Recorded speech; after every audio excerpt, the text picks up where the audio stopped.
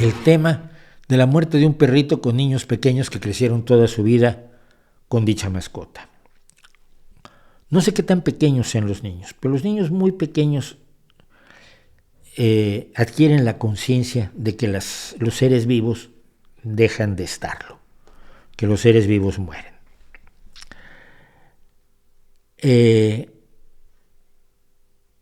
Yo no se los pintaría jamás de azúcar, ni se los recubriría de dulce, ni el perrito está en el cielo, se fue a jugar con otros perritos a una granja muy lejana, y este tipo de cosas que finalmente son crueles, porque los niños, siempre hay que recordar esto, los niños son niños, no son imbéciles. Pueden fingir que creen cosas que les evitan dolores, pero en el fondo siempre sus cabecitas funcionan y dicen, no, esto no es así, esto no va así. No sé, insisto, qué edad tengan, pero creo que lo más razonable es decir, mira, los perritos tienen una vida determinada, pueden morir por una enfermedad, por un accidente o porque son viejitos. ¿Cómo nos vamos a morir todos nosotros?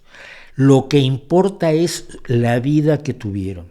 Lo que importa es que jugaste con ellos y fueron muy felices. Lo que importa es que fuiste su compañero y ellos fueron tu compañero. Y entonces tienes ese maravilloso recuerdo. Y ese recuerdo luego lo tendrás con otras mascotas. Recuerda lo mejor de tu perrito y trata de pensar que mientras vivió fue feliz. En la pandemia, hacia la tercera o cuarta semana de la pandemia, del confinamiento, mi perro querido, el Teco, el homeópata, mucha gente lo conoce como el perro homeópata porque tenía su título de experto en homeopatía, lo sacamos a Boirón en Estados Unidos.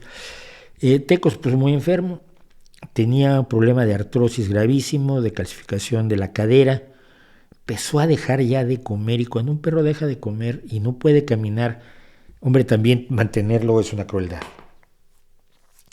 Mi hijo estaba muy cerca de su perrito, ¿no? Pero desde que vimos al perro mal, se le dijo, oye, mira, va a pasar esto, 11 años, no era un niño pequeño. Y un día le dije, bueno, pues, hoy te vas a tener que despedir de Teco porque va a ir conmigo, vamos a ir al veterinario para que lo pongan a dormir, porque no tiene por qué estar sufriendo. O sea, queremos mucho a Teco, pero no vamos a hacer que sufra para poder estar con él un día más, porque está muy mal, ya no come, no bebe, está muy triste. Sus últimas semanas, sus últimos meses los vivió muy feliz contigo.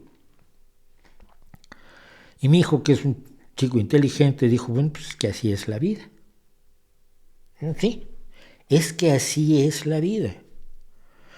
Tu perro fue feliz contigo y tú fuiste feliz con tu perro, dale un abrazo, dale mimos, está un rato con él y luego me lo llevo.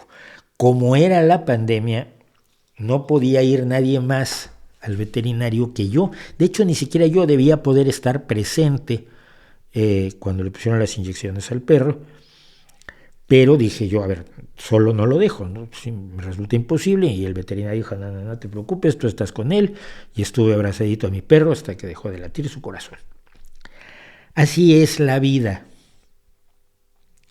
Y si los niños se enteran de que así es, pero que lo que importa es la felicidad previa y no el dolor momentáneo, porque el dolor finalmente se va a ir y los recuerdos buenos siempre van a quedar, yo creo que les haces un favor a los niños. Yo creo que les haces un favor y les das un motivo para recordar siempre lo mejor.